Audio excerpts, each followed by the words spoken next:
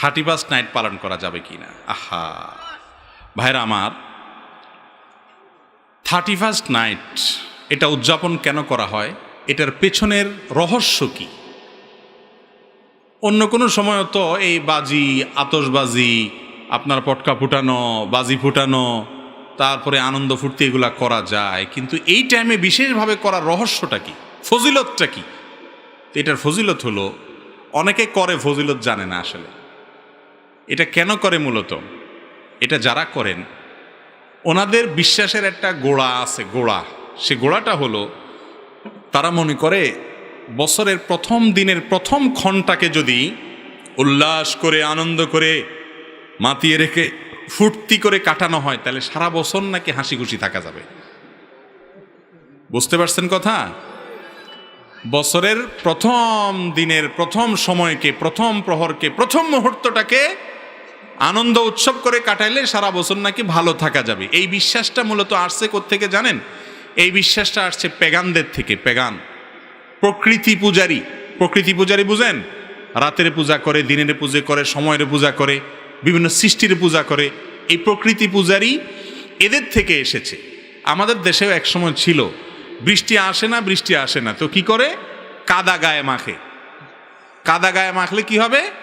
বৃষ্টি আসে যাবে, মানে এই বৃষ্টি তোমার কাছে প্রার্থনা করি। আবার অনেকে বলে এসো হে বৈশাখ, এসো এসো, বলে না? বৈশাখী কি কথা শুনে? কিন্তু তারপরেও ডাকে, আছে না নাই? শুধু ডাকানি, আবার বলে যে আমাদেরকে পবিত্র করে দিয়ে যাও বৈশাখ। বৈশাখে পবিত্র করতে পারে? এই কথাগুলো আবার এমন লোকেরা বলে যারা নিজেদেরকে দাবি করে বিজ্ঞান মনস্ক। ওনারা ধর্ম মানে না, কারণ বিশ্বাস ওনারা করতে রাজি না। ওনারা সব কিছু লজিক্যাল এবং আপনার যুক্তি নির্ভর, সেগুলোকে শুধু ওনারা গ্রহণ করেন, যুক্তিতে না ধরলে ওনারা গ্রহণ করেন না। বছরের প্রথম প্রহর ভালো হলে সারা বছর ভালো যাবে, এটা কোন যুক্তিতে আছে, কোন বিজ্ঞানে আছে বলেন? এই বিজ্ঞান মনস্যা যখন এরকম অবৈজ্ঞানিক কাজ করে তখন তাদের জন্য আমাদের মায়া হয়, করুণা হয়। আমরা তাদেরকে দোয়া করি, দাওয়াত দেই, আহ্বান করি ইসলামের সুশীতল ছায়া আসার জন্য। আল্লাহ আমাদের ভাইদেরকে আসার তৌফিক দান করুন। এক সময় আমাদের দেশে মানুষের মধ্যে এই ধারণা ছিল, এখনো আছে অনেক গ্রামাঞ্চলে, যে দোকানদার প্রথম কাস্টমার যদি বাকি চায় তো বলে যে আজকে যাত্রা শেষ। আসেনি এগুলো এখনো? প্রথম কাস্টমার এসে যদি বাকি চায় তাহলে আজকের দিন তো এইভাবেই যাবে মনে হয়। ওই যে প্রথম খারাপ হয়েছে জন্য সারাদিন খারাপ যাবে।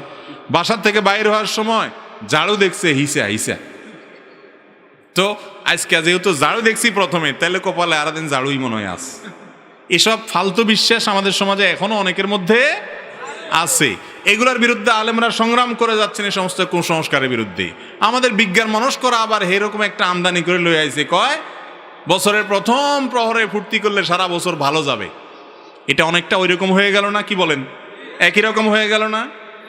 তো আপনারা যারা এগুলো মাহফিলে আসি ওয়াজ শুনতেছেন, আবার পয়লা বৈশাখ 31st নাইটে ঠুসঠাস করবেন, যারা এখনো নিয়ত করে বসে আছেন, একটু নিজের বিবেককে জিজ্ঞাসা করেন, ভালো এবং মন্দের মালিককে? আপনি ওই দিন বাজি ফুটাইলে, আতশবাজি ফুটাইলে যদি আপনি ভালো থাকতেন তাহলে দুনিয়াতে আর কোনো ভালো থাকার জন্য কাজ করা লাগতো না। ওই দিন শুধু পটকা কিনার সবাই মিলে ফুটাইলে কাম হয়ে যেত। আসলে কি তাই? এগুলা যারা করে এদের বেশিরভাগই দেখেন আরো বেশি অশান্তিতে থাকে, মানসিক যন্ত্রণা কষ্টে থাকে। ঠিক না ঠিক? শান্তি দেওয়ার মালিক কে? আল্লাহ রাব্বুল আলামিন। মনে রাখবেন, ইরানের অগ্নিপূজকরা তারা বছরের প্রথম দিনটাকে উৎসব হিসাবে, ধর্মীয় উৎসব হিসাবে উদযাপন করতো। আপনি বলবেন আমি তো এটা ধর্ম হিসাবে করি না। ভাই, এটা ধর্মের জিনিস। 31st নাইট উদযাপন করার এই সংস্কৃতি ধর্ম থেকে এসেছে। সেটা অগ্নিপূজকরা, পেগানরা, তাদের থেকে এসেছে। ইতিহাস খোলেন, পড়েন, গুগলে সার্চ দিলেও পেয়ে যাবেন। অগ্নিপূজকরা বছরের প্রথম দিনটাকে নাম দিছে নাইরুজ। ফার্সিতে নাইরুজ মানে বুঝেন? ন্যায় মানে নতুন, রোজ মানে কি? রোজ মানে দিন, নাইরুজ মানে নতুন দিন। বছরের প্রথম দিনটাকে তারা বাৎসরিক উৎসব হিসাবে উদযাপন করত। তাদের পরে এটা খ্রিস্টানদের মধ্যে আসছে। আজ আমরা দিশেহারা মুসলমানরা তাদের দলে চলে গেছি।